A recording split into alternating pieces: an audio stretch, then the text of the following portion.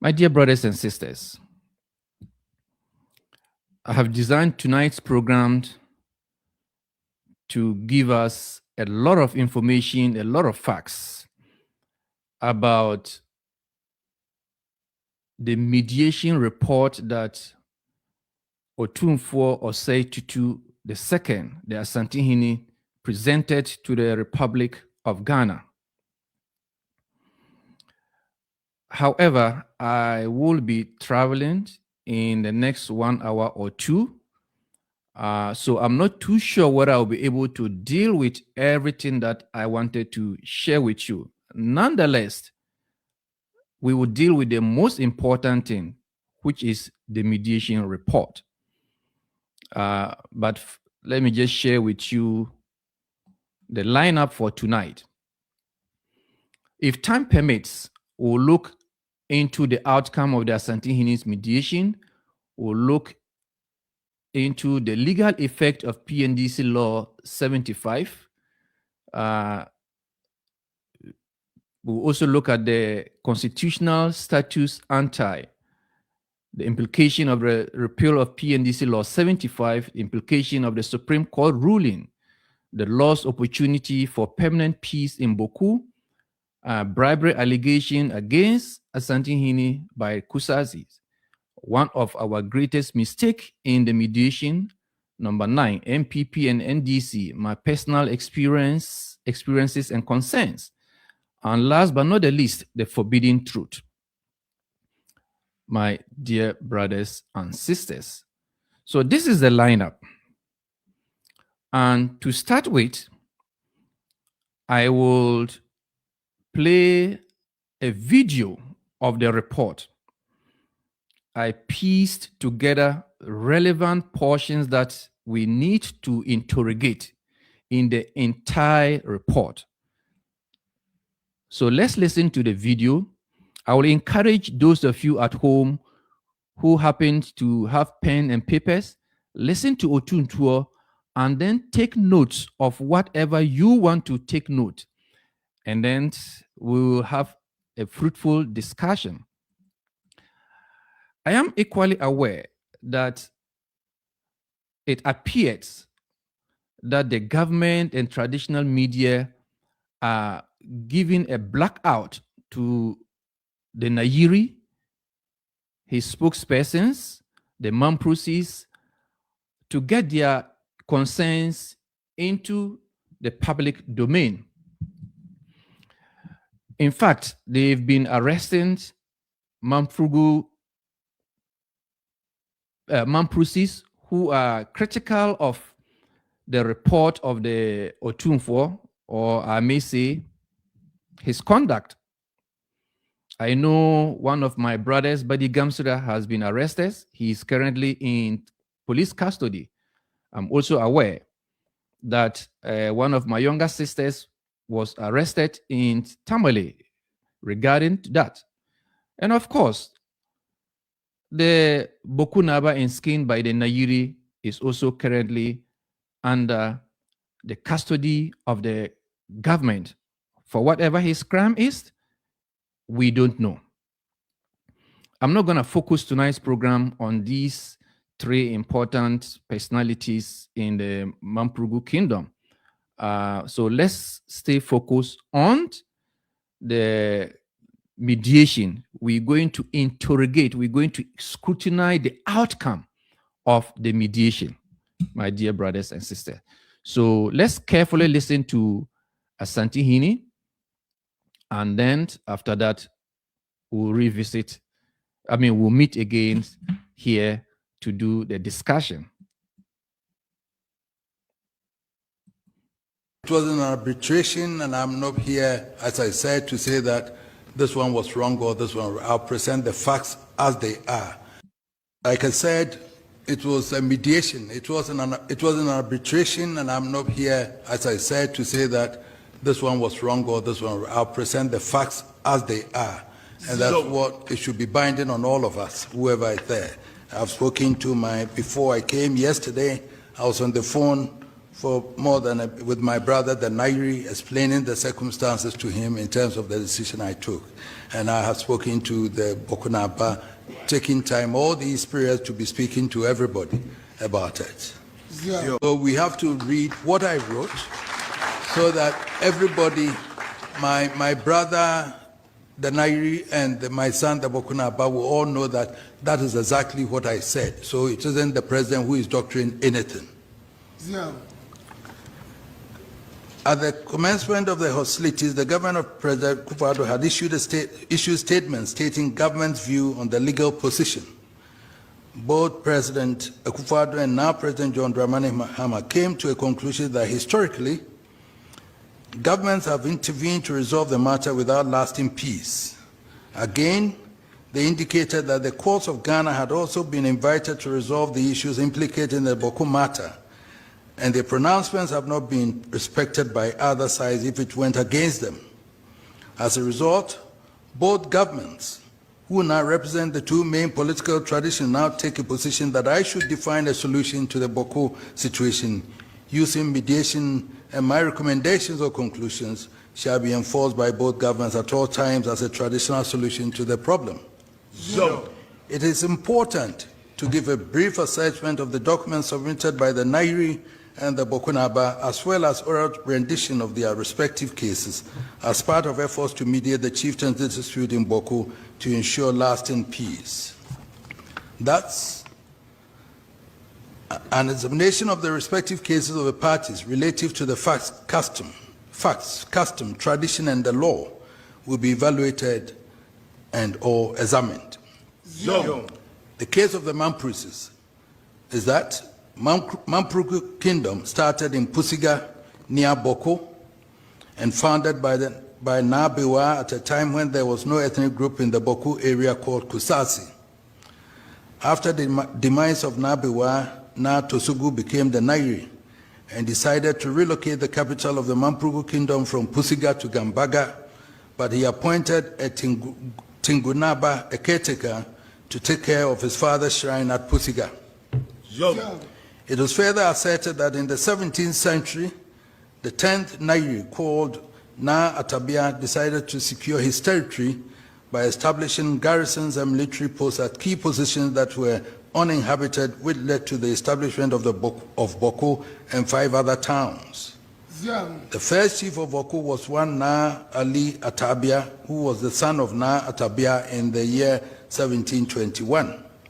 Furthermore, the Mampuses ruled Boko for over 150 years through 8 successive Mampusi chiefs before the arrival of the British in the Northern Territories, and specifically Boko in 1907. In 1957, so they claim, the CPP government, through its sympathizers in Boko, elected one Bugrabgo Azoka as Bakutoma. And the case of the Kusasis is that they practiced the Tindana system, where the eldest male person in the clan becomes the traditional ruler, the leader of the clan, vested with administrative, judicial, and spiritual authority. However, when the British arrived in Boko in 1901, in their bid to advance the indirect rule system, they were not satisfied with the Tindani system, so they decided to adopt qualified Tindanis to become chiefs. And in areas where they could not find qualified Tindanis, they appointed other people as chiefs. The Kusasis further contended that it was around this period that the Mampuses presented themselves to the British as chiefs of their ethnic community in Boko and got registered accordingly. However, the Tindani position was never abolished as a traditional arrangement.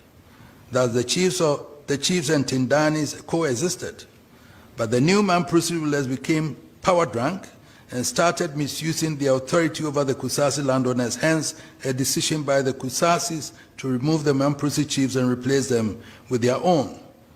So when the last Mamprusi chief died in 1956, the Kusasis gathered in Boko in 1957 and selected a son of a prominent Tindani in Boko called Bugrabgo Azoka I to fill the vacancy as Bakutoma. Following the death of Naba Abugrabo Azoka in 1983, his first son was selected in 1984 to succeed him as the next Boku Naba by name Zugran Asigri Abugrago Azoka II. He has continued in that position till date. But I'll try and let me give you some background of previous governments and judicial efforts to resolve the Boku matter. Boku Affairs. Report of the committee appointed by His Excellency the Acting Governor General, Lord Listowel, to inquire into and report his findings on the claim of Abugrago Azoka to have been elected or appointed and installed as chief of the Kusasi area. On the 6th of June 1957, while the then Nairi was going through the various ceremonies in Nalurigu connected with the appointment of a new Boku Naba in the person of Mahama Yeremia, a Mamprusi prince, the Kusasis had gathered in overwhelming numbers in Boku to also elect and install Abugrago Azoka, a Kusasi, as the chief of Boku and the head of the then canton chiefs in the Kusasi area. This followed the death of Na Awuni, who was the Mamprusi chief of Boku and head of the Kusasi area. The enskinment of a Kusasi chief created a situation where there were two rival claimants to the skin of Boku, and all residing in Boku. Several petitions and representations were made to government of the day, which decided to set up a committee to inquire into the rival claims. The committee was made up of lawyer S.D. Opoku Aferi as chairman, Nana Yawa Ajimambadu, then Domahine, and Lure Canton III, the then Tumukro, as members. After the deliberations of the committee, they reported to the Governor General, Lord Listowel, then, that Abugrago Azoka has been customarily elected and installed the chief of Kusasi area. Abugrago Azoka thus became the first Kusasi Boku Naba and head of the Kusasi area. The records of the committee reveals that they accepted evidence adduced by him that his father and grandfather owned most of the land that constitutes present-day Boku Township. In the analysis of the committee, the Kusasis were the original inhabitants of the Kusasi area. The Mamprusis had invaded the area and began to install princes from Nalurigu to rule over the Kusasis. They suspected that the arrival of the Europeans might have added the establishment of Mamprugu hegemony in the area. At the time of the work, listed the same names, so restoring the names as it is now again. So Abugrago Azoka becomes Boku Naba again. And Alhaji Adam Zambio then is prohibited from becoming, from being Boku Naba. The passage of PND's Law 75 led to bloody clashes between the Mamprusis and the allies and the Kusasis and the allies. Other complementary measures were implemented by the PNDC to restore law and order. They included the Boku Lands Vesting Law, PNDC Law 99, which vested all lands in the Boku district and the PNDC free from all encumbrances, and the passage of the Prohibited Organization Boku District Law 1984, PNDC Law 98, which proscribed tribal organizations in Boku. Abugrago Azoka had died before the passage of PNDC Law 75. The Kusasis then enskinned his son as Asigri Abugrago Azoka as the Boku Naba and the head chief of the Kusasi traditional area. The Constitution of Ghana, 1992, came into force with the Kusasis in place as the rulers of Boku. Asigri Abugrago Azoka was Boku Naba, and by virtue of that, he enskinned all the divisional chiefs in the Kusasi traditional area. Article 270, Clause 1 of the Constitution provides that the institution of chieftaincy, together with its traditional councils as established by customary law and usage, is hereby guaranteed.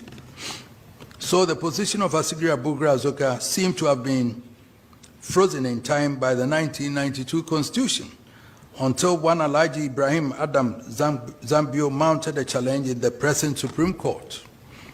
This 2003 action instituted by the Mamprusis before the Supreme Court, seeking to invoke its original jurisdiction, was discontinued without liberty to reapply under Article 270 and 277 of the 1992 Constitution and the Chieftaincy Restoration of Status of Chiefs Law, 1983 PNDC Law 75, which had then been repealed by the Statute Law Revision Act 1996, Act 516 in 1996.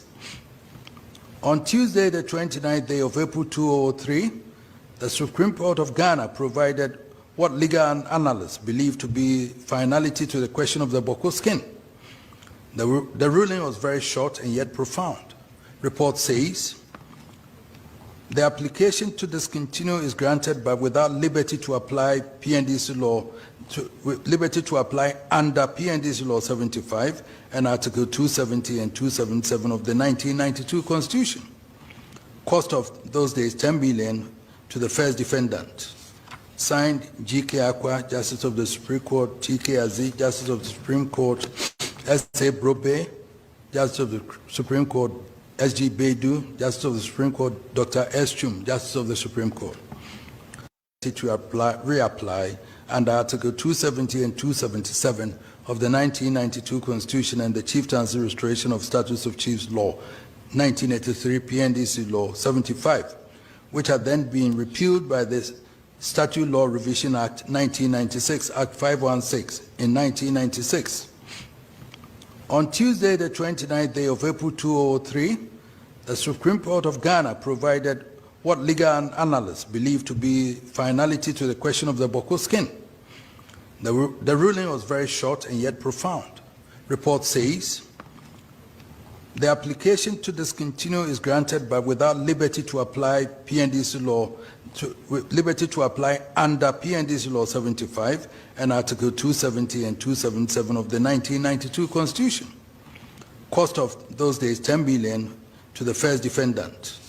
Signed, G.K. Akwa, Justice of the Supreme Court, T.K. Aziz, Justice of the Supreme Court, S.A. Brobe, Justice of the Supreme Court, S.G. Beidou, Justice of the Supreme Court, Dr. S. Chum, Justice of the Supreme Court. Apparently, on the morning of the hearing of the matter, the plaintiffs instead sought leave to discontinue the case. The leave was granted by the court director that no one should come back to that court again pursuant to Articles 270 and 277 of the 1992 Constitution, the matter of the restoration of Abugrago, Azoka, and all other sub-chiefs under PNDC Law 75. Under the 1992 Constitution, the Supreme Court has final authority to make such pronouncements, and only that court can review its decisions under certain circumstances.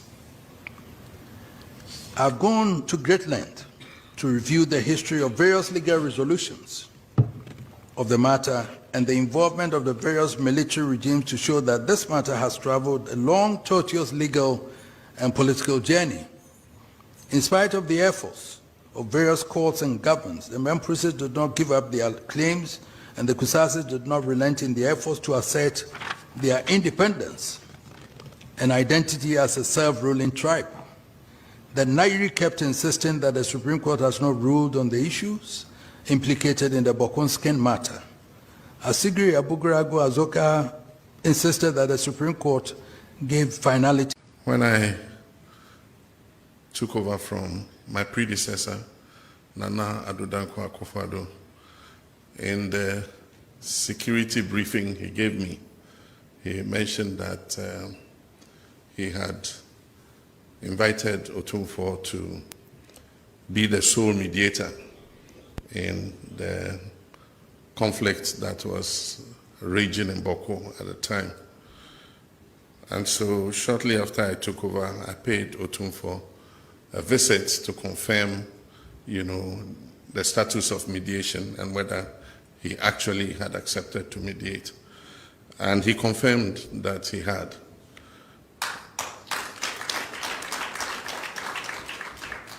And so even though the mediation has been long, and I can understand the complexity of the Boko case, and so it needed time and patience to be able to thoroughly engage all the parties and be able to flesh out the facts and finally come out with a recommendation.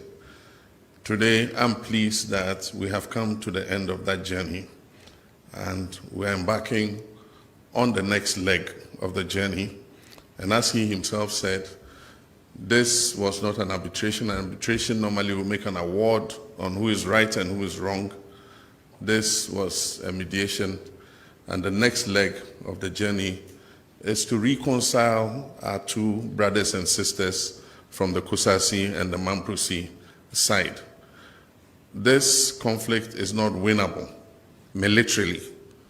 No side can vanquish the other. Boko is important to us because it is in the extreme northeast corner of the country. And we all know what is happening just across the border from Boko.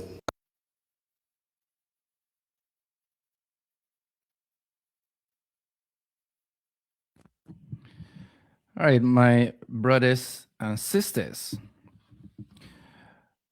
Otunfo did indicate that his recommendation should be binding. He also made it known to us that the report or the outcome of the mediation is based on custom, tradition, and law. He also told us that he has spoken to the Nairi and then spoken to Abugrago Azoka about his decision. Then he went on to tell us that he is presenting the facts, nothing but the facts from the 2.5 years that he has been handling or entrusted to handle this matter. So let's start with the facts and to see whether Otunfo indeed presented the accurate facts or whether he massaged the facts. When I say massage, whether he left out certain pieces of relevant facts that would have a role in determining the outcome that he reached and want it to be binding. But before we do that, I always like to go to the genesis of issues. When I say the genesis of issues, not how the conflict started in what and what and what. No. The genesis of the end of the mediation. And to do that, let me show you a letter that Otunfo wrote. A letter that Otunfo wrote when he invited the Mamprusis and Kusasis to come to Kumasi for them to have a concluding session of the mediation. My investigations shows that when he sent the invitation letter to the Kusasis and Mamprusis, the Mamprusis decided to write to Osunfo. The Mamprusis here mean the Nairi, demanding to know from Otunfo what the agenda is. What are we going to discuss as a way of ending the mediation? And Otunfo wrote back to the Nairi, telling the Nairi what the Nairi mediation team should expect and then prepare for. Now, let's go back to the letter. So this is the letter. And paragraph 3 is the most important one that I want us to look at. Let's interrogate that first. So I'm going to read to you what that paragraph said. It says, the session will review the historical and traditional submission of all sides in the dispute and consider range of ideas presented by Otumfuo towards achieving peaceful compromise. Let me repeat. He told the Mamprosis that the concluding session that I have asked you to come, together with the Kusasis, this is what is going to happen. We are going to review the historical and traditional submission by you, the Mamprosis, and the Kusasis in the dispute. After doing that, we will consider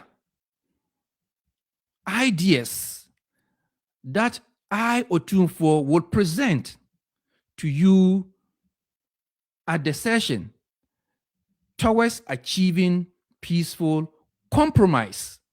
Underline the word compromise. So this particular paragraph alone, 3 things that we need to look at. 1 is going to review historical and traditional submission. 2, they will consider a range of ideas, multiple ideas that Otumfuo will present to the Kusasis and Mamprosis towards achieving what? Peaceful compromise. Peaceful compromise. Now, I decided to make analysis of this particular paragraph. And from my analysis, what this particular paragraph meant is that, so I'm going to give explanation. When Otumfuo said in that letter that they were going to review historical and traditional submission by all sides, he meant the Mamprosis and Kusasis will each have their customary basis. They will present their customary basis, historical basis, past rulings, traditional narratives openly. And the goal, by interpretation, the goal will be that to understand the legitimacy argument. Kusasis' legitimacy argument should be based on that. Mamprosis' legitimacy argument should be based on that. Relying on grounded culture and precedent. That is what that particular line of paragraph 2 meant. Then when you then consider a range of ideas that Otumfuo would present, what it meant is that the Asantehene'S is not only going to listen to the Mamprosis tell their side of the story, or the Kusasis tell their side of the story, but also he will present multiple settlement options, proposals towards compromise, or let me say compromise framework. And these ideas should be or are going to be mediator-driven peace pathway, meant to help the Kusasis and the Mamprosis exit the conflict without violence. In other words, end the dispute between them without the need of indulging in violence forever.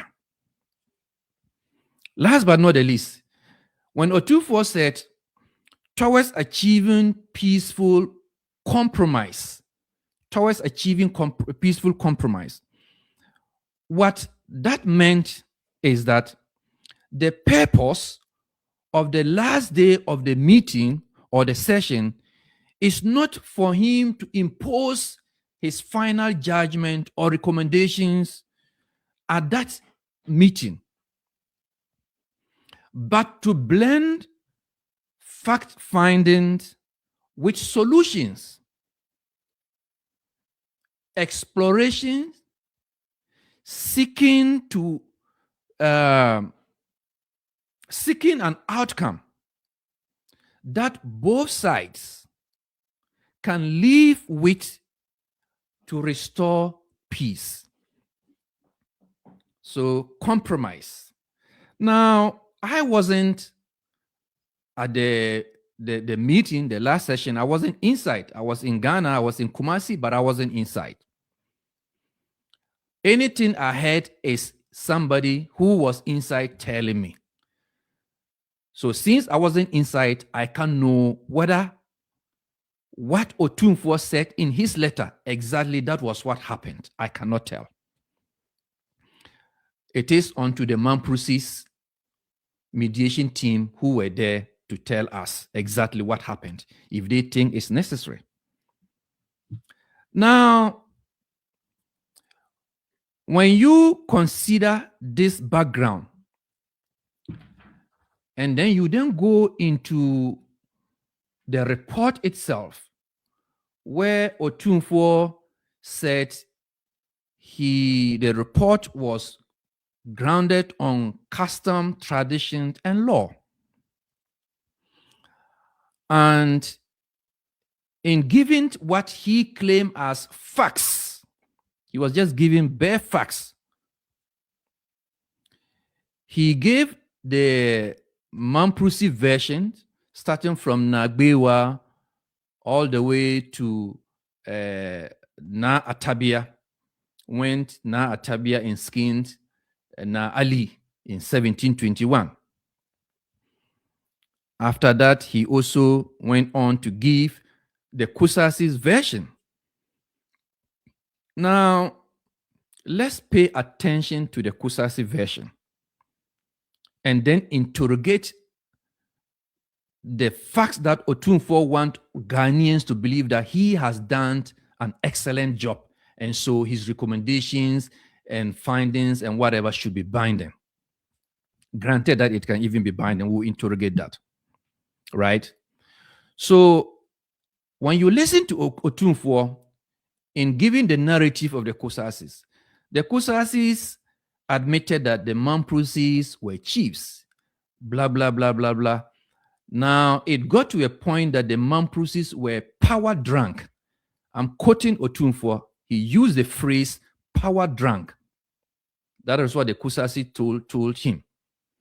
And because the Mamprusis were power drunk, that played into the Kusasis decided, no, we are not going to take this anymore. You guys are power drunk. So we are also going to inskin our own chiefs, right? Good. He went on to say that, according to the Kusasis, on the day that they did that, the Nairi in Nalergo was also going through the process of inskinning a Bokunaba.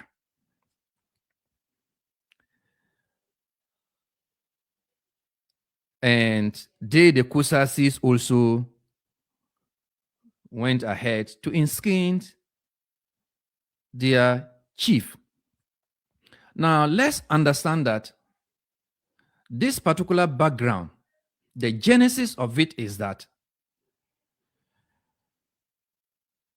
in 1957, when that happened, the Kusasis MP, Asumda, and 4 others from the Bolga area, the Farfara area, wrote a petition to the Minister of Local Government and made an allegation against the Nairi. Now, I'm going to read to you the allegation that was made against the Nairi and written to the Minister for Local Government. And let's see whether what is captured there in 1957 in the petition is exactly what the Kusasis narrated to Otumfuo, that Otumfuo took as the gospel truth to also capture that in his report without verifying. For example, when the Mamprusis gave their side of the situation story, I would expect any serious mediator to go beyond what the Mamprusis are saying to verify historical facts, written and oral, to see whether indeed it is accurate. That is to do his own biometric verification process. Whatever the Kusasis told him, he needed to also go the extra mile to do biometric verification of the historical facts. I have always said that history is facts, and it is verifiable facts. If you give history that cannot be verified, then it is not history. So let's go to 1957 and see what the Kusasi leaders then let me say wrote as part of their petition. And this is it, my dear brothers and sisters. This is it. So I'm going to read to you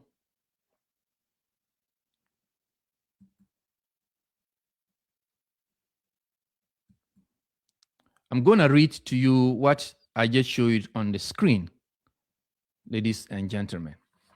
So first of all, just take a look at it, and then I will then read to you what is on the screen. So what is on the screen, this is what it says. I took 3 paragraphs from the petition. That is actually what is very, very relevant, right?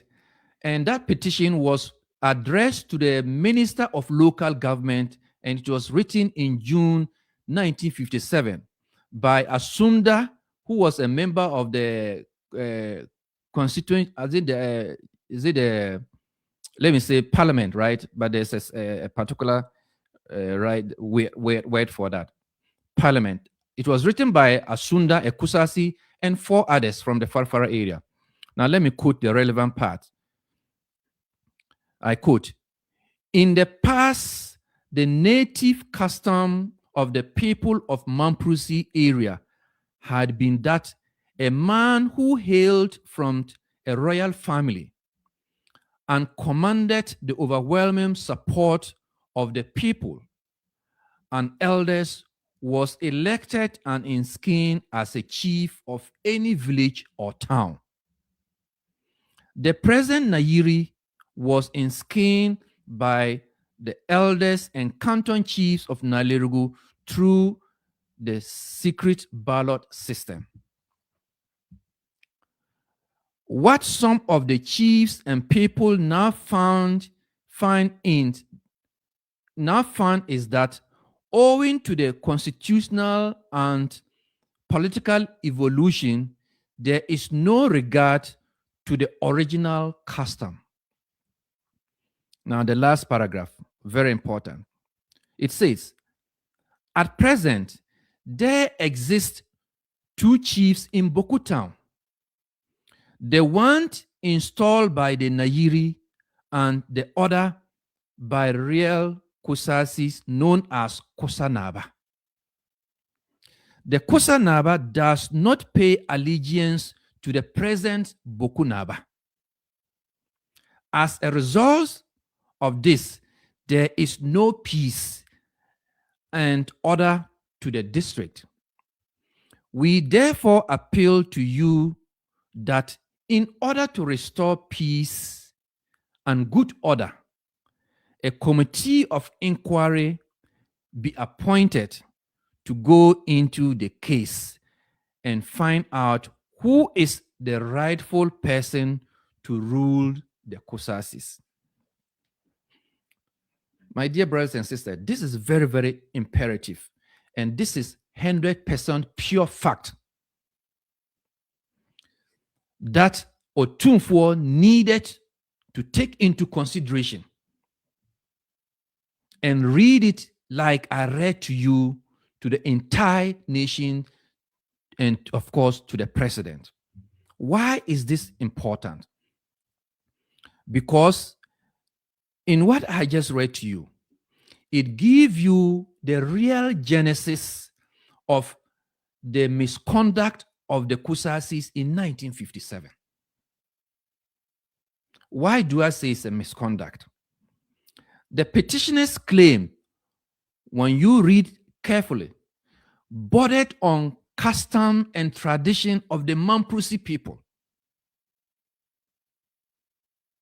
And for they, the Kusasis, knowing very well that all of them are under the jurisdiction of Mamprugu, that is Boku, and that area, the Boku traditional area.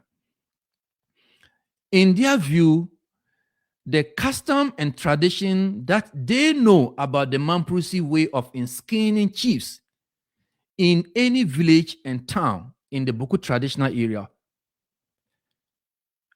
was no longer the case. It has changed. So the original custom that they know has changed. And why are they saying it changed? They said that the original custom of the Mamprusis that they know, the Nayiri inskins a chief who commands support, overwhelming support from the people and elders. However, the chief that Nayiri inskin in 1957, Nayirmia, the 13th Bokunaba, according to them in the petition, that chief was not commanding overwhelming support of the people and the elders. So to them, that was a departure from the original custom that they know, that Nayiri considers in his inskinment of who become a Bokunaba or any of the villages that Nayiri used to inskin directly. So as a result of that, they're not satisfied with the Nayiri departing from the original custom that they know. They said, okay, you know what? We are also going to inskin our own chief. My dear brothers and sisters, before God and man, tell me, is this power drunk?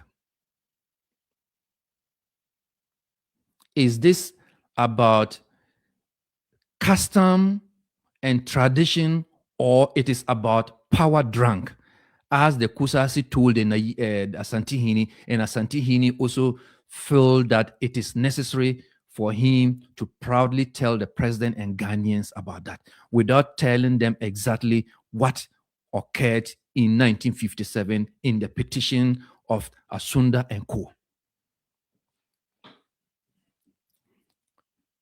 Now, let me give further education to that, what that meant. Just as I explained, let me add more. I said, so the notes I want you to take from what I read to you is that the Nayiri, especially in that particular petition, as I said, it was written to the Minister of Local Government, a politician, right, under the CPP government. Asunda himself was a CPP member, a politician. The petition, a copy was given to the Kusasi youth movement and then the Farfara youth. Interestingly, the petitioners didn't copy the Nayiri, whom they made the allegation against.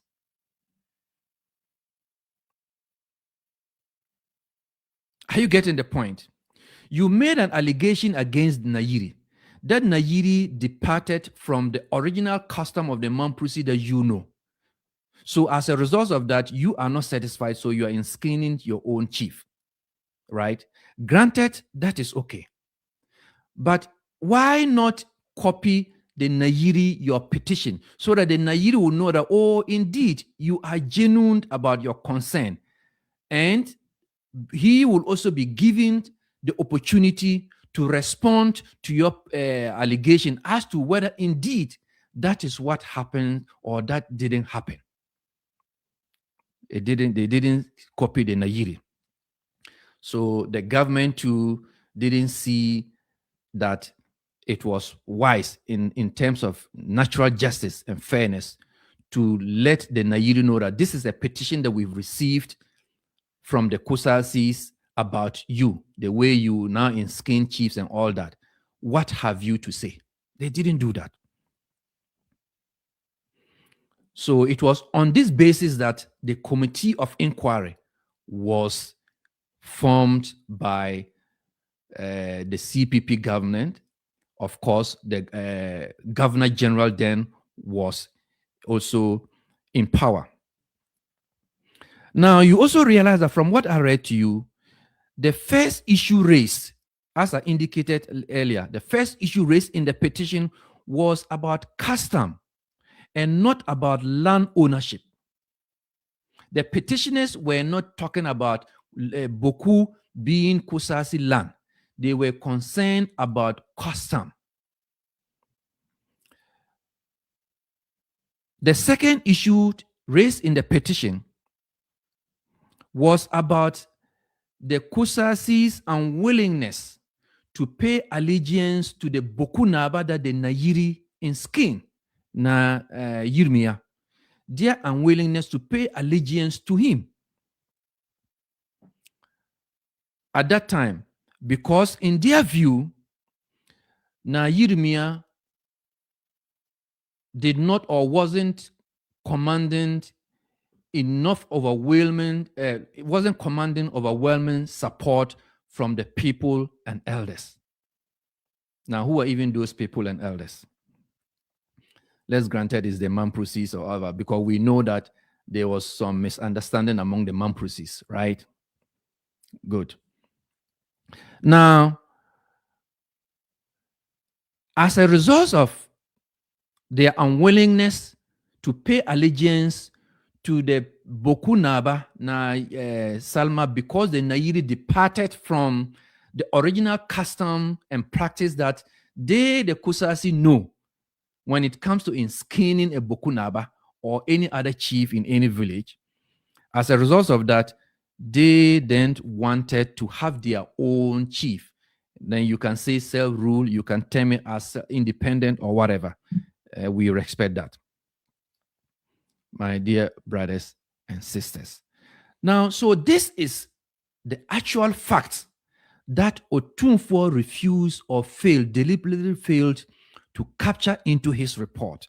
And it is my duty to let you know that aspect of the fact, because it played a key role in what we are experiencing today. Because it is based on that petition that the committee was formed, and the committee went on to say that Abugrago Azoka was customarily inskinned, right?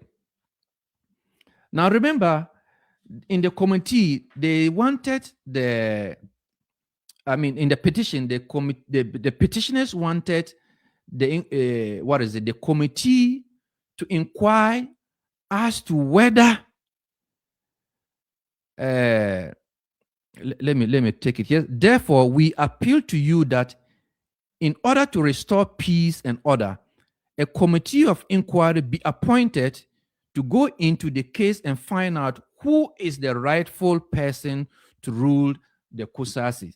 It means that between the Nairi inskinned Bokunaba and then the Kusasis chief that they inskinned, the Kosanaba, they wanted the committee to determine whether between the two of them, who was the rightful person to rule the Kusasis, right? But not who was the rightful person to become the Bokunaba.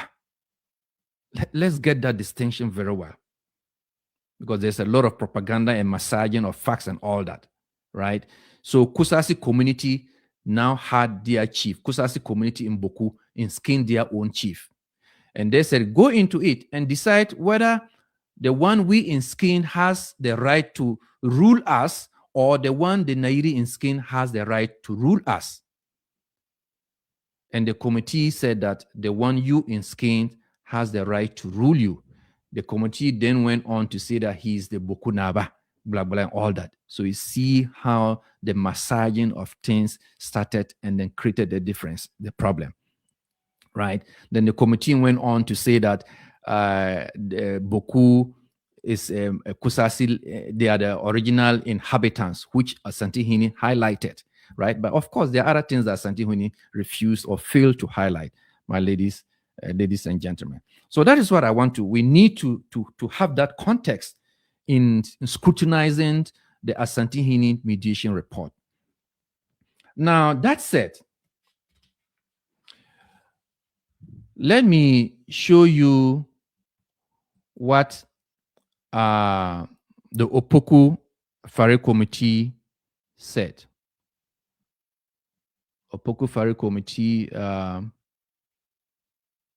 No, let me show you this first. Let me show you this one.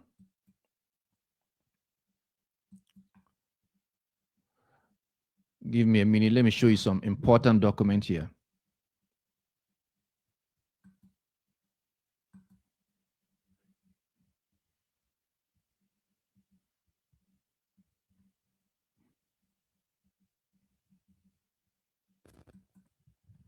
All right. So this particular document you are seeing on the screen was written by one Paul Andre Ludicia in 1979. In 1979. And he indicated, I just want to give you a little bit of it in relation to the committee's report. He indicated that, he wrote that in March 1958, without publishing the results of the Opoku Afare Commission, the CPP government formally recognized the Kusasi chief, Abogorago Azoka, as Boku Naba. The following month, the traditional link between the Kusasis and the Mamprusis was broken. So that is the name, Paul Andre Ludicia, if I got the name right, author of Chiefs and Politicians, the Politics of Regionalism in Northern Ghana.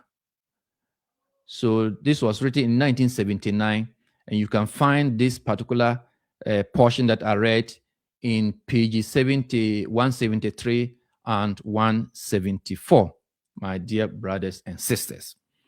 So you see when the Mamprusi say there was politics around it, you see the evidence. Paul is saying that even before the committee published its report, the CPP government went ahead and recognized the Kusa Naba, the Kusasi community chief. They went ahead and recognized him as Boku Naba. All right, my dear brothers and sisters. Now, let's move on with the discussion.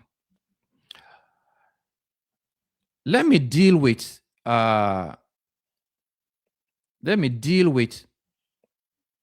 the Supreme Court aspect of it. The Supreme Court aspect of it. Then we'll come back to other relevant stuff. Other relevant stuff that historical stuff. For example, what did the predecessor of Otunfuo Osei Tutu II said about the Boku case?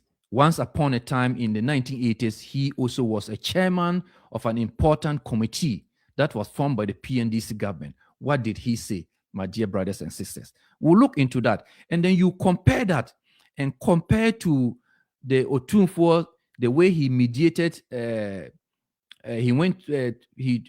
mediated the conflict, and then the facts that he presented, his recommendation. And you ask yourself whether, in fact, the current Asantehene has betrayed his own uncle and predecessor, whether there was some betrayal there, and whether the current Otunfuo indeed genuinely did justice to the mediation and then the report, my dear brothers and sisters.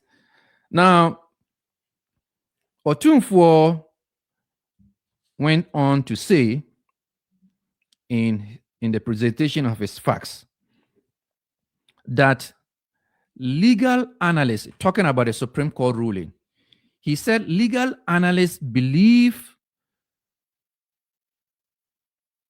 that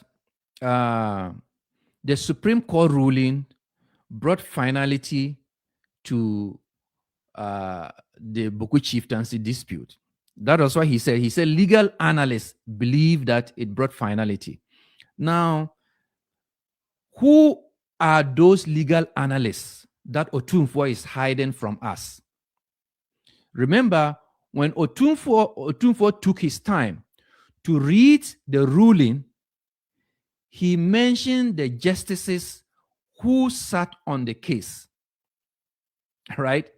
Now, I would have thought that a serious mediator who is very genuine in seeking peace and believe that from his inquiries, from his investigation, from his whatever, legal analysts believe that that particular ruling settled the dispute.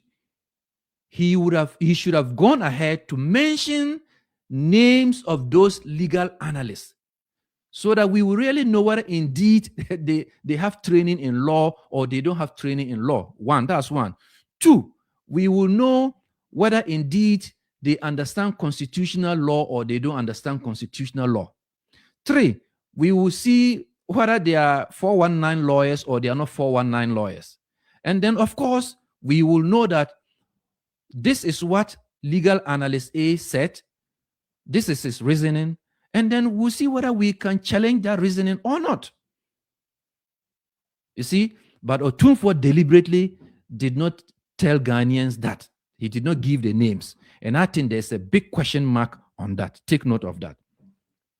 Now, Otunfo went on to say, the same Otunfo went on to say that the plaintiffs, the Mamprosis, discontinued the case.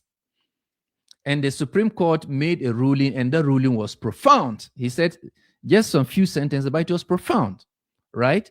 Now, the legal analysts that who believe that the ruling settled the matter.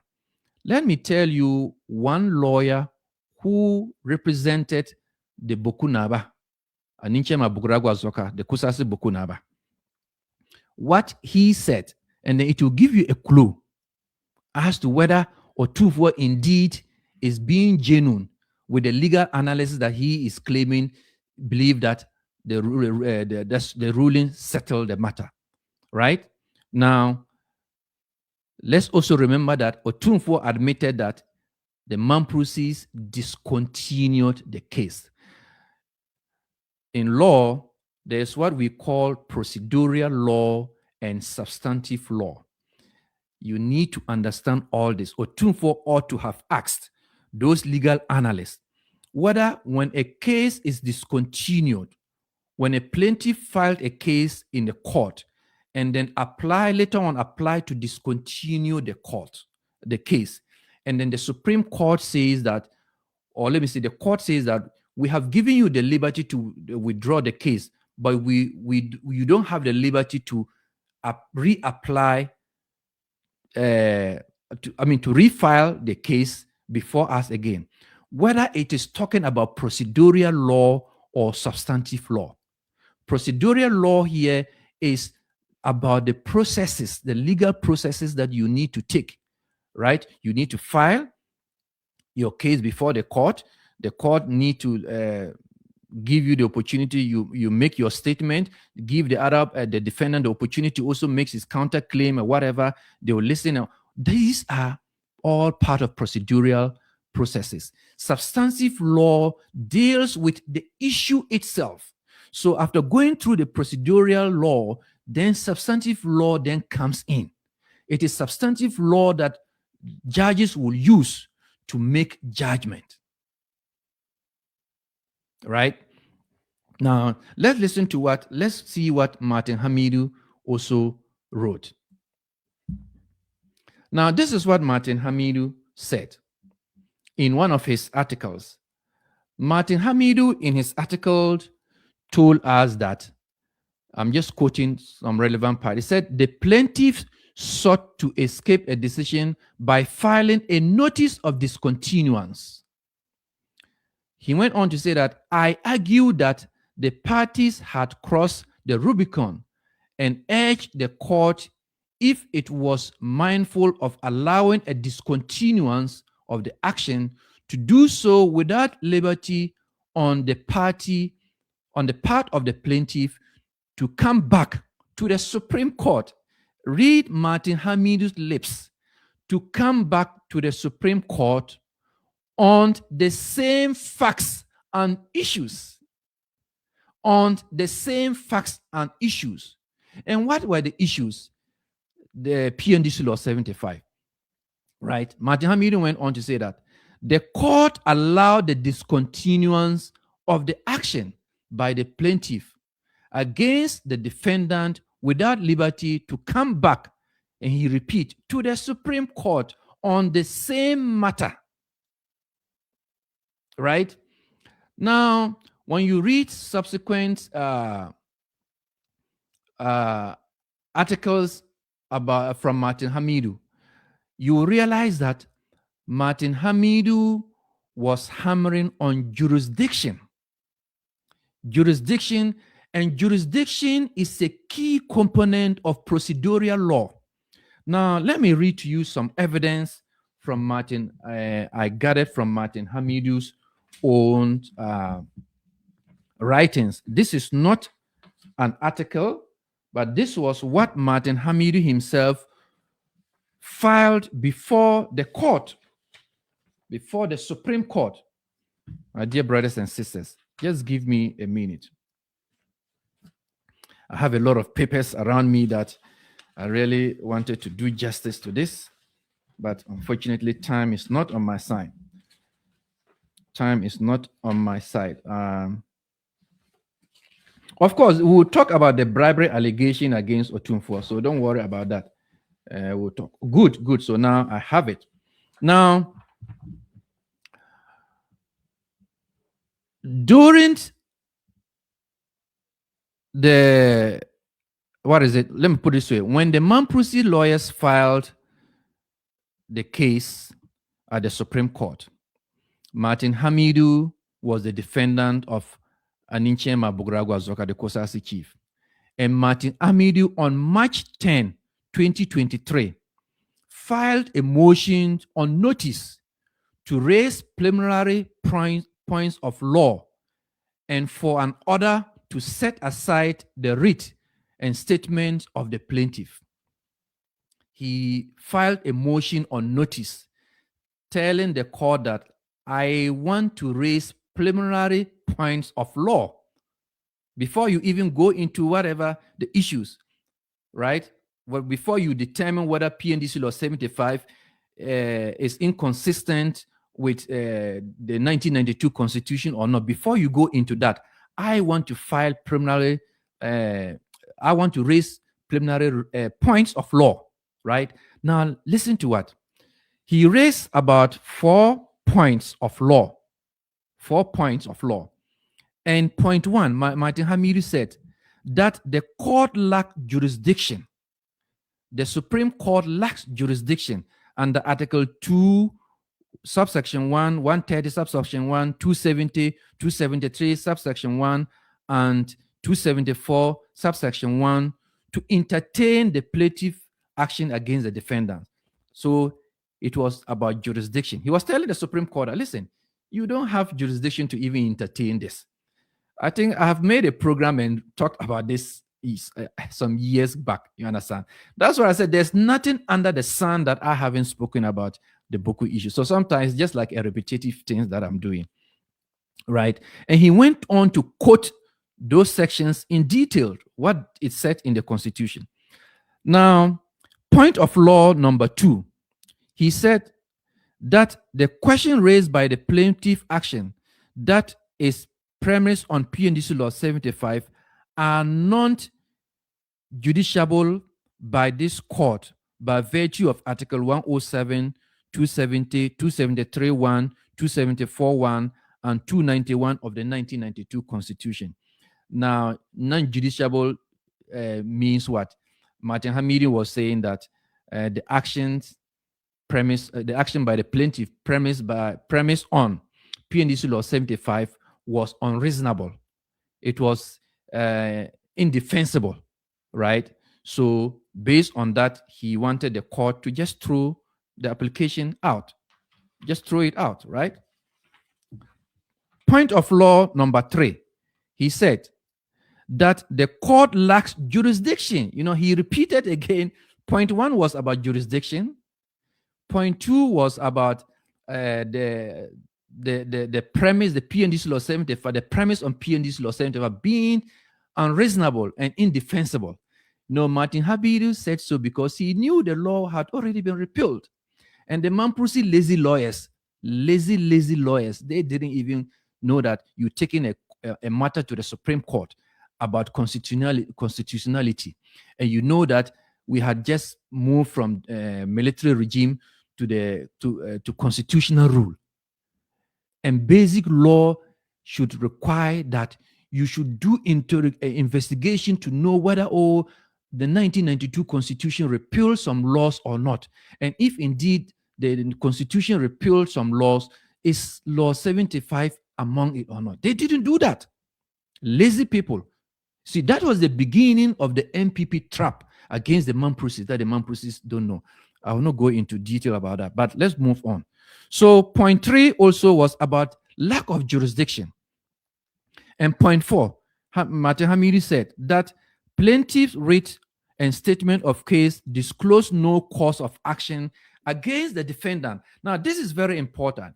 He said it disclosed no cause of action against the defendant. In other words, Martin Hamidi was saying that, listen, the plaintiff is talking about PNDC Law 75. It is about the constitutionality or otherwise of it. It is not a cause of action against the defendant, whether the defendant is a chief or not, something like that, right? So these were the preliminary points of law that Martin Hamidu raised. Then I believe that it was after Martin Hamidu raised those points of law, and then the Mamprasi lawyers realizing that PNDC Law 75 was now a spent law, that they applied to discontinue with the application. Now, what does that mean when you say a case is discontinued? What does that mean? I already told you that in law, we have procedural law and we have substantive law. Martin Hamidu's preliminary point of law was on jurisdiction. And I did indicate that jurisdiction is a key component of procedural law, not substantive law. So even from the starting point, Martin Hamidu was applying procedural law to say that court, you don't have the jurisdiction to even entertain this matter, right? Good. Now, Otunfuo admitted that the justices allowed the Mamprasi to discontinue the case without liberty to reapply. Now, what Otunfuo and the legal analysts who he relied on believe that the Supreme Court ruling settled the dispute, what Otunfuo ought to have told us is that what is the meaning legally when you say discontinuance of a case? What does that legally mean? Right? Good. Now, if Otunfuo is listening to me, if the president is listening to me, if Martin Hamidi is listening to me, if Mahama Yaraga and Akletus Avoka are listening to me, let me tell you what discontinuance mean. And as I said, discontinuance of a case, jurisdiction of a case, or jurisdictional matter of a case, or let me say jurisdictional dispute of a case, all falls under procedural law. You can ask any lawyer in the world. It is not part of substantive law. It is part of procedural law. Now, when a plaintiff discontinues a case without liberty to reapply, it simply means that that particular lawsuit is terminated permanently. It's terminated permanently. The plaintiff cannot revive or refile the same case on the same claim. And that is what Martin Hamidu just told us in his article. This is procedural outcome. As I indicated, it is procedural outcome and not a pronouncement on who owns the Boku skin, whether it is a Momprusis or Kusasis, or whether a Bugrago Azoka was customarily in skin or not. It did not make any pronouncement on that. So Otumfuo and the lawyers, the legal analysts that Otumfuo relied on, deceived Otumfuo, based on that, to deceive the president and to deceive Ghanaians with the recommendations that the recommendation that came thereof his report or mediation. Now, let me explain a bit about substantive law.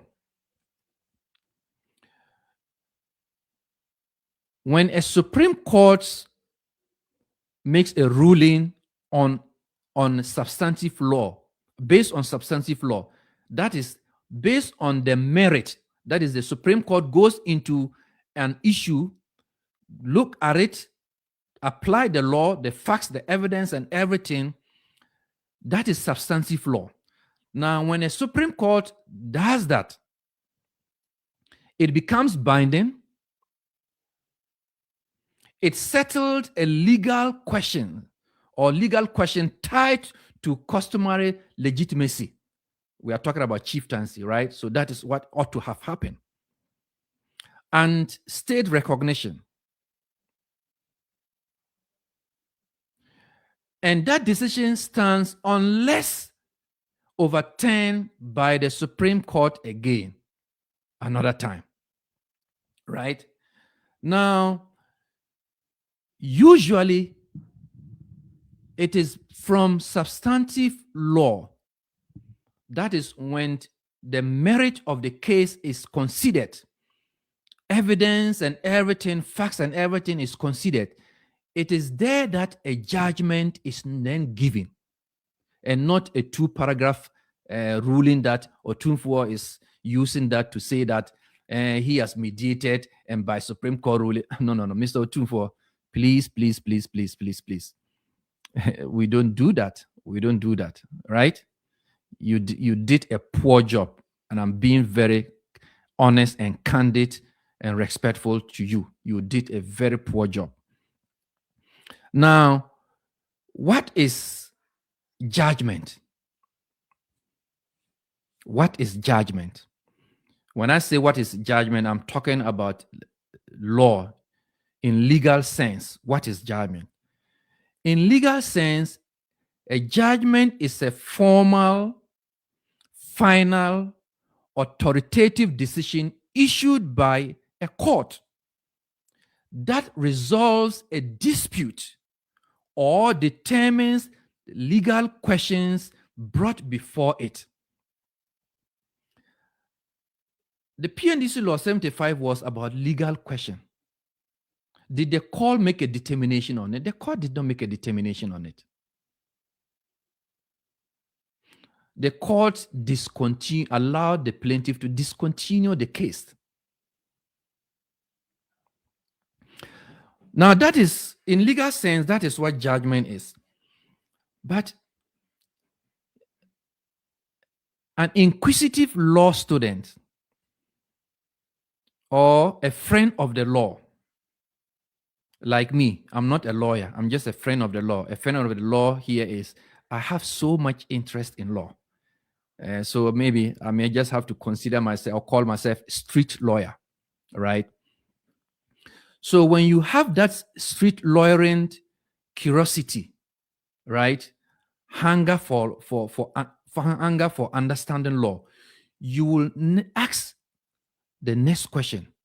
If this is the meaning of judgment in the legal sense, what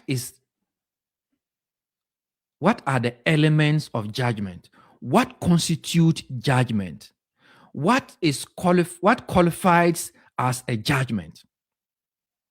Right? For example, when the police take a case to a court to say that, oh, Mr. A stole a goat, that is a crime. That is stealing. In law, stealing has elements that the prosecution needs to prove to qualify that, yes, the conduct of the person indeed is stealing, so that the judge can then use that to make judgment and find that person guilty or not. If you are able to satisfy the element as required by law, you can be assured of getting conviction. If you are not, you cannot get conviction.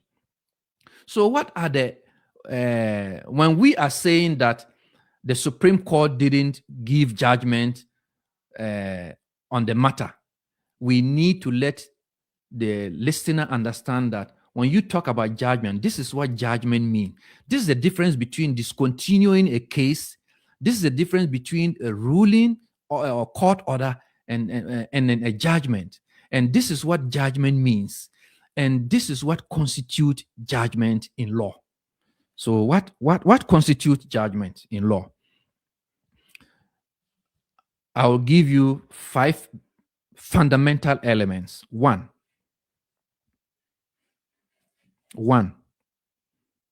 a judgment is issued by a court with jurisdiction. Jurisdiction. That is to say, jurisdiction here means that the court must have the legal power to hear the matter. Now, let me give you an interesting example. Remember, Martin Hamiru's preliminary point of law was based on jurisdiction. He was telling the Supreme Court that based on jurisdiction, I want you to throw this case out. Now, assuming that the Supreme Court had went into the merit of the matter and determined that, yes, the Mamprosis has a case against PNDC Law 75 to say that PNDC Law 75 was unconstitutional, assuming that happened. Martin Hamidu could have reapplied, of course, depending on the judgment, but let's say the judgment didn't bar Martin Hamidu from seeking a review. Martin Hamidu could have reapplied again, could have applied for a review and challenging the Supreme Court's decision on jurisdiction. Said, listen, court, I already raised preliminary points of law on jurisdiction. But anyway, you went ahead and gave this ruling. I am standing by that. And possibly Martin Hamidu will produce or provide more law and Supreme Court decisions and all that to be able to persuade the justices to revise their own decision. You understand? So a judgment must be issued by a court with jurisdiction. 2, before a judgment is issued, the justices must deliberate and make pronouncement on the matter. 3, the justices or the court must determine the issue before it. The court must determine the issues placed before it and answer the legal questions or settle claims. Number 4, it must be a recorded formal ruling document. That, now this is what you need to understand. That contains reasoning, legal basis, and findings and orders. So Asantehene'S mentioned 3 or 4 or 5 justices, that means about 5 justices who sat on the Mamprosis application case, right? If it were a judgment, Asantehene'S, listen to me. If it were a judgment, those justices that you mentioned their names, you would have seen in the judgment that this is the legal reasoning, this is the position Judge A took. For example, it probably would have said that Judge A said that the PNDC Law 75 was unconstitutional, and this is the reason of the judge. This Judge A said it wasn't unconstitutional, and this is the reason. So any legal thing that you, let me say in law, any legal position that you hold must be grounded on reasons. So what the legal analyst, for example, the legal analyst who Asantehene'S relied on to tell the president that the Supreme Court settled the matter, what is their reasoning? What is their reasoning? Nothing, zero. The justices who sat on the case, what is their reasoning? That shows that indeed the ruling settled the Boku chieftaincy dispute in favor of the Kusasis. Where is the reasoning? Nothing. So why are you forcing this on the Nayiri, on the Mamprosis, and deceiving Ghanaians, Otunfo? Now, last but not the least, the fifth element of what constitutes a judgment is that it has finality, especially when you're talking about the Supreme Court, right? And in other words, the decisions are final unless overturned by the same court, right? So we must not misconstrue what is judgment and what is discontinuance. We must not misconstrue what is procedural law and what is substantive law. You understand? Now, understandably, Otunfo, the government, and all those who are against the Mamprosis, they want to press the Mamprosis' neck. They want to say, Chinchina, let's use this Supreme Court ruling to close the case forever and ever. Meanwhile, the Supreme Court ruling doesn't have legs to stand in law. Any interpretation otherwise, as I explained to you, is political interpretation. It is not constitutional law. It is not grounded on constitutional law. It is grounded on political interpretation.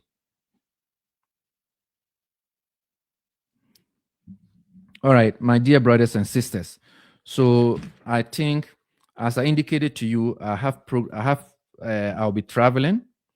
So I will leave the mediation matter. Let's end it there.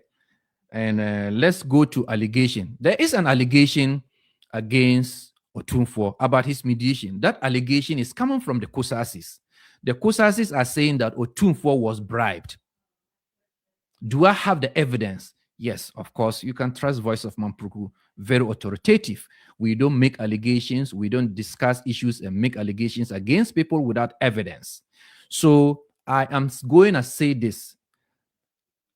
And I want the President of the Republic, I want the Interior Minister, I want the Defense Minister, and I want the National Security Minister, that I'm going to say this, that if I'm not able to prove that somebody made allegation against Otunfo, an allegation of bribery, anytime I come to Ghana, arrest me.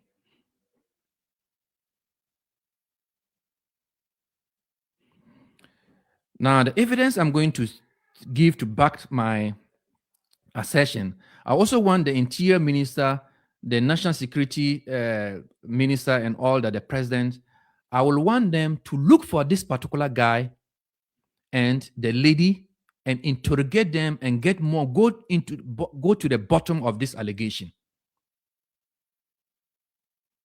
I also will expect National Security, the Interior Minister, to arrest the Pusga Naba and then his bodyguards. I'll play to you the video, but let's deal with the, what is it? Let's deal with the allegation matter. Let's deal with the allegation.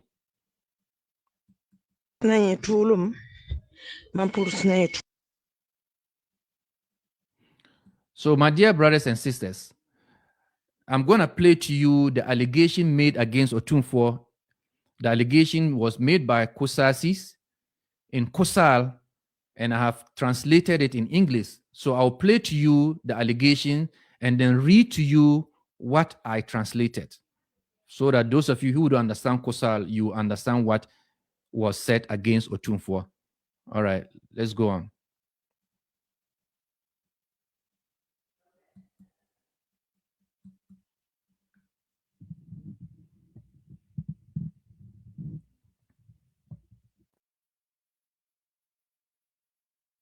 Hey, bros, just give me a minute. I'm trying to, I don't know whether you can hear me.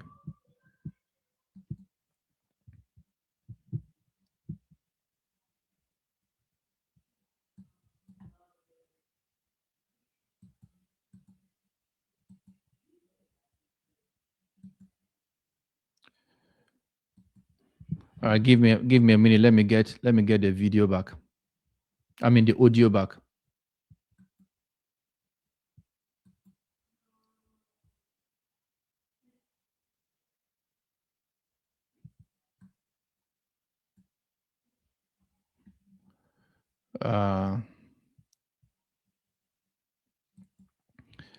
My dear brothers and sisters, bear with me. Just give me a minute.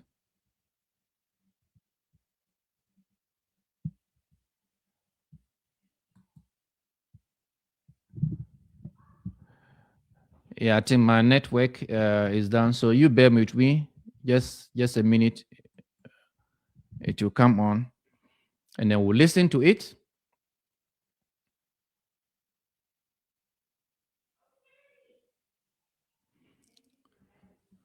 All right.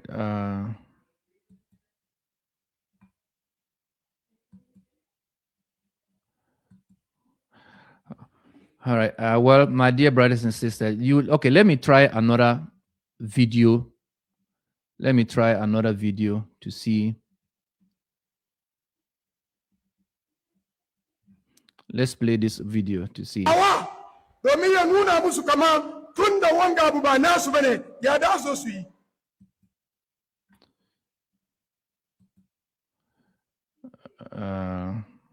I think there's something that I'm not getting right. Rayuwar duniya take. Haka mu ma za mu famci addini. Haka kuma ake bukata mu yi inda muna neman zaman lafiya, kwanciyar hankali. Lafiya ai peace. Yau zancen da kowa ke fari kenan. In za mu khassa wannan zance yau ka san Ghana duk inda za ka bi abin da kowa ke fari kenan. Ai zaman lafiya, ai peace, kowa zaman lafiya yana da kyau a fari haka, amma ba samun zaman lafiya al'abadan shi dai an mai da hakkin kowa an bashi. Bai yiwa kana iddia a zo a yi zaman lafiya alhalin hakkin mutum kuma na kanka. In dai kana hakkin mutum ko ka tauye hakkin mutum sai kuma kana neman tafawut tsakaninka da mai shi, wannan zaman lafiyan da kake fari auka ne bai aiki abadan. Kami a yi zaman lafiya, kami a samu kwanciyar hankali, kami a nasu, kamin kowa ya samu abin da yake bukata, sai dai an ba kowa hakkin shi. Na wanda ya zama nawa a bani, naka da ya zama naka a baka, nasu da ya zama nasu a basu, nata da ya zama nata a bata, to lokacin zaman lafiyan ko ba kira ma zaman lafiyan ma ya zo. Amma mu yau ba mu da zurfin tunani, shagabanninmu ba su zurfin tunani, da yake sun mai da addini baya suka sa duniya gaba. Kowa na kara, kowa na kowa, a yi zaman lafiya, kowa a yi zaman lafiya, maluma ku taba gana kan zaman lafiya. Yau pastors na fari, maluma na fari, manya na fari, sarakuna na fari, yana da kyau mu fari a yi zaman lafiya, amma ba samun zaman lafiyan yau, ba samun zaman lafiyan gobe, ba samun zaman lafiya yadda muke bukata, sai dai an yi adalci number one. Na biyu, a mai da hakkin kowa a bashi, da lokacin zaman lafiyan da ake nema an samu. Bai yiwa ka karbi space na, in zo zan karbi ba ka bari ba ka ce yi zaman lafiya, ya zai haka.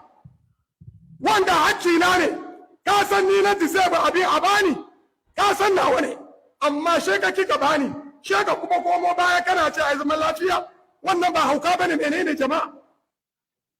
Wannan hauka ne. She za duniya da abin da suke fari, ai zaman lafiyar na mu duka muna fari, amma ni ban fari wannan, wanda ni nake fari ne shine a tabbatar da hakkin kowa a bashi. In aka ba kowa hakkin shi, wanda yake ya deserve wan, kowa ya gani ya tabbata na wanne a doki a bashi. Wanga nasu ne a basu, su suka deserve, nasu ne su suka tabbatar da wannan abin kuma a basu she ana so a tauye hakkin wani, ana so a tauye hakkin wasu, ana so a yi zalunci, a yi cuta, a yi kwace, a nuna karfi, a nuna iko, she a kuma zo a ce wai a yi zaman lafiya. Ke lokacin zaman lafiyan kan na me kake so ka gaya da mutane? Al'umma annabi Muhammad, al'umma annabi Muhammad, wanga shine musulunci, wanga shine gaskiya, wanga shine abin da zai jawo mana zaman lafiya. In dai muna bukata haka, to shi dai kowa ya san abin da ba naka ba ba naka bane. Kaga annabi Adam da ya je ci itaciyan, alhali Allah ya ana shi, me Allah ne? Allah ya fita shi cikin gidan aljanna, aljanna ne fa, amma Allah ya fita shi fa akhrajahuma mimma kana fi. Allah ya fita annabi Adam, ya fita Hawa domin ya nuna musu kama tun da wanga abu ba nasu bane ya da su yi.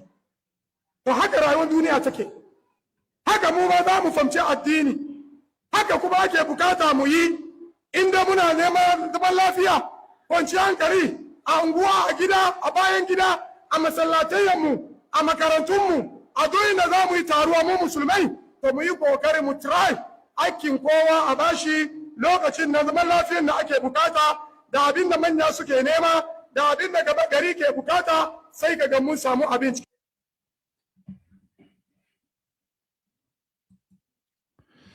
All right, ladies and gentlemen, let me try playing the allegations audio. Let's see whether we'll get it right this time.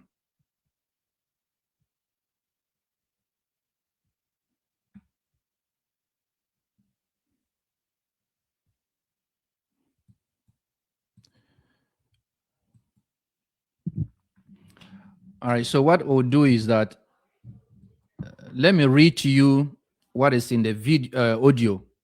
When the audio returns, when I'm able to get it right, I will play it for you. If not, anytime the security agencies want me to produce the audio for them, I'm ready to do that. So in the audio that I'm trying to play to your hearing, an allegation was made by a Kusasi supported by another Kusasi against the Asantehene'S in relation to his mediation and then the outcome of the mediation. I'm going to quote what I transcribed from the audio. If I'm not able to get the audio played tonight, I promise you I will do another program. I'm traveling later tonight. I will do another program this week and then even add you more information. I'll talk to you. I'll tell you what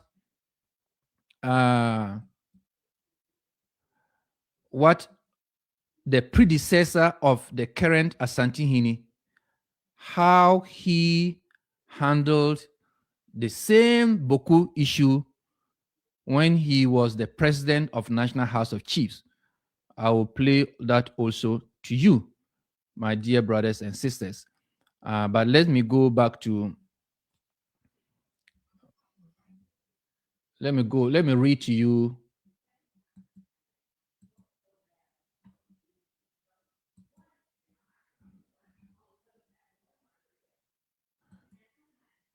the allegation against Asantehene'S. So I'm quoting, so I start. The gentleman, this is how the gentleman started. He said, "This is Hudu Patia speaking. I greet the whole tribe. I greet our happiness, which is also our sadness. What do I mean? I want this message to reach our elders and all our Kusasi youth. You see what Asantehene'S Otunfuo did for us. We shouldn't rejoice over it because it is rather sadness. Why do I say so? He is lying to us in order to lead us into trouble. When he started the mediation, the monkeys, referring to Mamprosis, were there, and we were also there. We here referring to the Kosasis.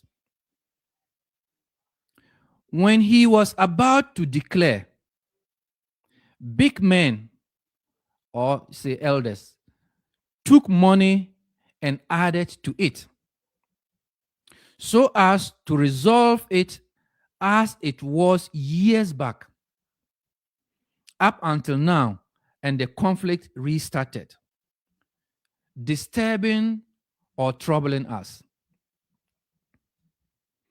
When he was about to do the declaration, he was able to invite Kusasi leaders or elders, but he couldn't invite any Mamprosi leader or elder. The Mamprosi have rejected the outcome. Let's all be peaceful and tell the leaders or elders the truth. They should let truth prevail for Boku to be peaceful. So, this is what I want to tell you. They are deceiving us. They didn't declare in our favor. They only did that to cool our hearts, or let's say to calm us. He went on to say, the truth is that when they started the mediation, it was clear that the thing, referring to the Boku scheme, is for the monkeys. Again, monkeys here referring to Mamprosis. Let's be peaceful. Anyone who will take my advice, that's fine. If you refuse to, that is your house matter. So this was the allegation made against Otunfo, that Kusasi leaders or elders added money or gave money to Otunfo to influence him to declare the mediations in their favor the way Otunfo did it. That is what the Kusasi guy is saying. He's called Hudu Katia. Apparently, he made an audio recording and sent to a WhatsApp group. I suspect it's a WhatsApp group that he was sharing. In that group, another lady also came and replied or commented to Hudu Katia's allegation. And this was what he said. He started by saying that, or he seconded everything that Hudu Katia said as truth. Then she added, she seconded everything that Hudu Katia said about their elders and against Otunfo, the monies passing through hands, right? Then she added, what you said is true, referring to Hudu Katia. What you said is true, because the allegation Kusasis took, the money they gave for Otunfo to come out and said what he said, it won't favor us. Otunfo should come out and say the truth for everyone to be happy. It is now that the conflict really began. It is now that the conflict has really begun. That is what the person also said. Let me try the audio again and see whether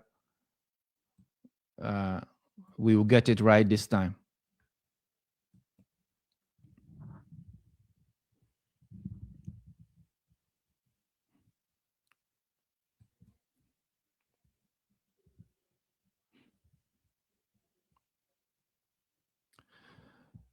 My dear brothers and sisters, I just don't know why this disappointment is coming.